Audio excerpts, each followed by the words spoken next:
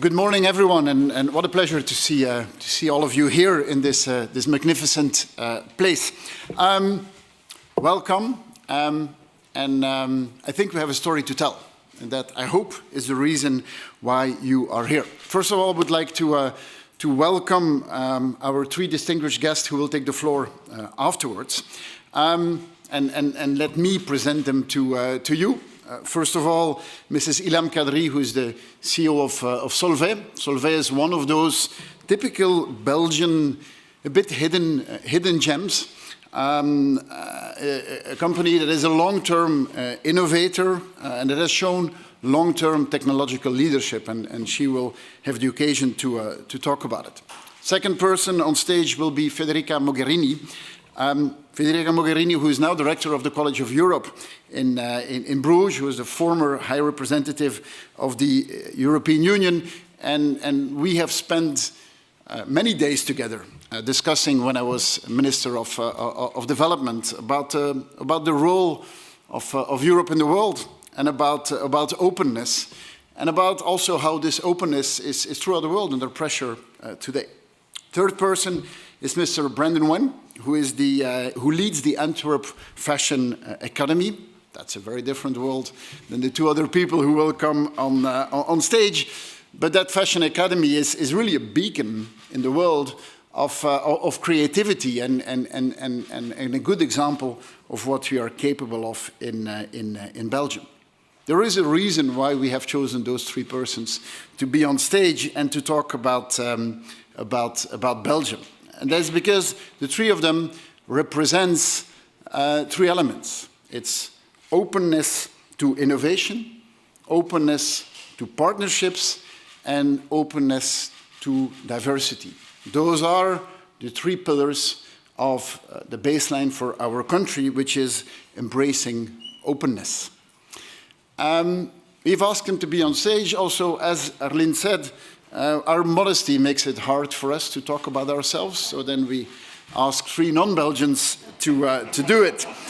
But I think they also have really very tangible experience and make it very clear on what it is to be in Belgium and what it is to be in this very international place in the world, and what it means to them. But as an introduction for myself, maybe first of all, why do we need a country branding? Because that's maybe the first question to ask. I see three reasons why we need a country branding and why we need it right now. Reason number one, we are more than beer and chocolate. And our beer and chocolate is second to none in the world. And it is an important element of our culture. But we are so much more than that. And as Arlene said, our previous campaign, Uniquely Phenomenal, was more centered around visit and tourist objectives. It was more centered around our symbols, such as Manneken-Pis, such as the Belgian chocolate, the Belgian beer, and so on. And there's so many things that you can experience in Belgium. But the truth of the matter is that we are so much more than those elements that most people know. And we've shown that to the world over the last years. We are one of the major centers of healthcare in the world. And when we had COVID, we produced here vaccines for the whole world. More than half of what was exported out of the European Union was actually produced here, and that's only 2 vaccines. There is so much more in the life sciences sector. We are one of the world leaders in the research on tropical diseases, the basic work on Ebola, on treatment of HIV/AIDS. All of that has happened here in Belgium. When we talk about strategic dependencies, we talk about semiconductors, about nanotechnology. Well, the #1 research center in the world is here in Belgium with IMEC. And there are so many other domains in which we are absolutely world leaders. Arlene, you talked about the North Sea Summit, offshore wind. I mean, there's not many countries who are more a giant in that, whereas geographically we're actually very small in our capabilities. We are a small country with a small coastline, but we are building offshore wind parks throughout the world, and also in hydrogen, and also in so many domains. We are top of the world. I'm just giving you a few examples on why, when the European Commission is making their innovation scorecard, Belgium is always on the top of the list. We are a leader in innovation, and that, to me, is the core. We are a hub of innovation. But beyond that, we are also about teamwork, and we are also about partnerships. Belgium was one of the founding members of the United Nations, of NATO, of the European Union, and two of those three organizations, actually, we are the host. This place in Europe has always been the place where people meet. This has always been the place where cultures meet. This has always been something which we are good at. That is, bringing different views together, bringing different perspectives together, and this has always been a convening place in the world. And there are few places in the world that have so much convening power and so much decision power as Belgium and Brussels. We are in the league of the top 5 cities in the world if you compare it to decision power, and I'm not going to give the examples of the other cities.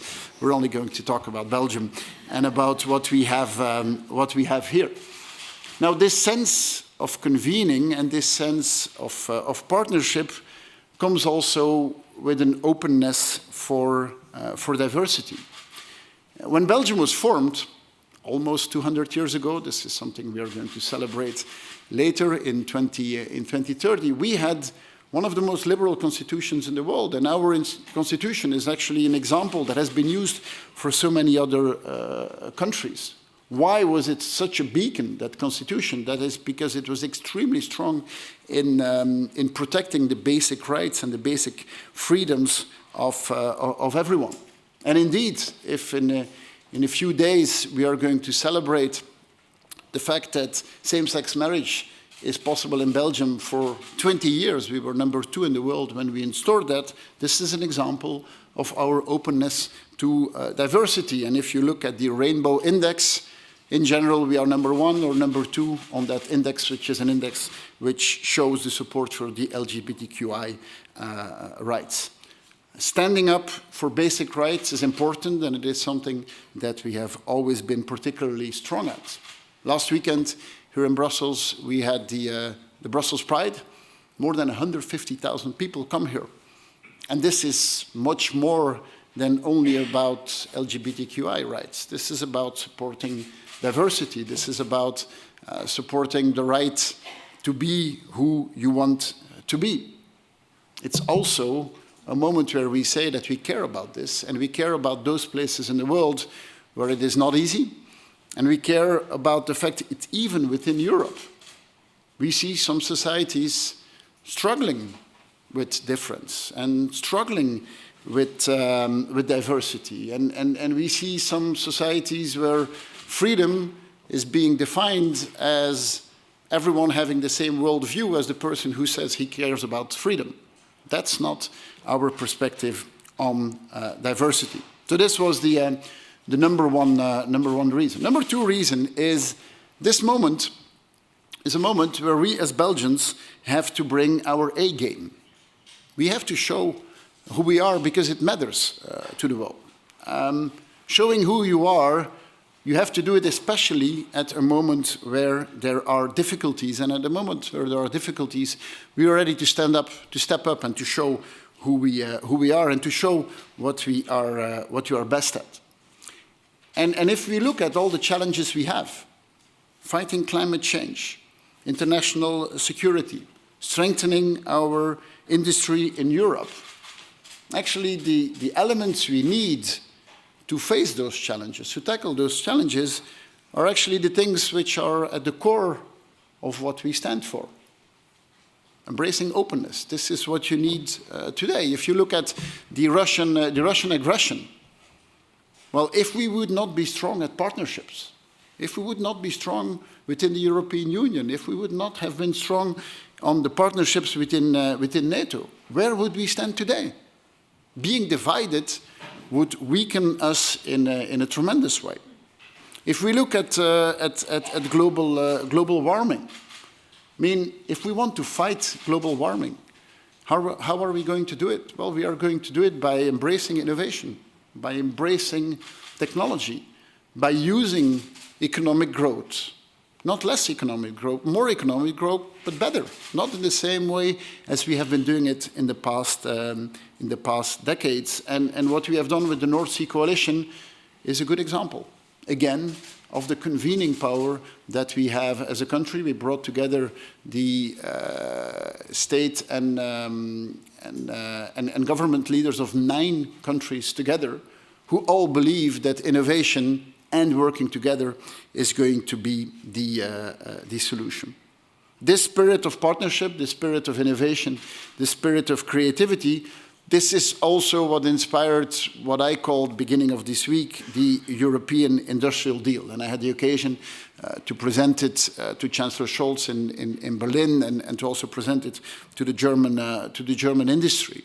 And that European Industrial Deal comes back to, again, three elements. First of all, if we want to keep European industry here, we will have to focus. And that means that we will have to focus on one element predominantly, and that's reducing CO2. And reducing CO2 should be our #1 priority, and we see that people are convinced of that. The general public understands that we need to do it. Our industry says we want to be a leader in this. Everyone understands that it is going to demand an effort. Everyone understands that it is going to demand resources. But this is something everyone is convinced of. Let's keep that momentum. Second element means that we will have to bring support. And we will have to bring support on our side to give an answer to what the United States have presented with the Inflation Reduction Act. That means that we will have to do it in partnership. We will have to do it together as European countries understands the strengths that we have, and again, forge partnerships for that. Third element is that we will need a European energy revolution, combining the different elements in which we are strong. Renewables is something we are particularly strong at on the European continent. And we will combine it with other technologies, such as nuclear, such as batteries, such as hydrogen, and so on. Again, if you look at that European Industrial Deal, it is about innovation, it is about partnership, and it is about creativity. These are the 3 elements which are at the core of our Belgian campaign. Last reason why we need a country strategy is this is who we are.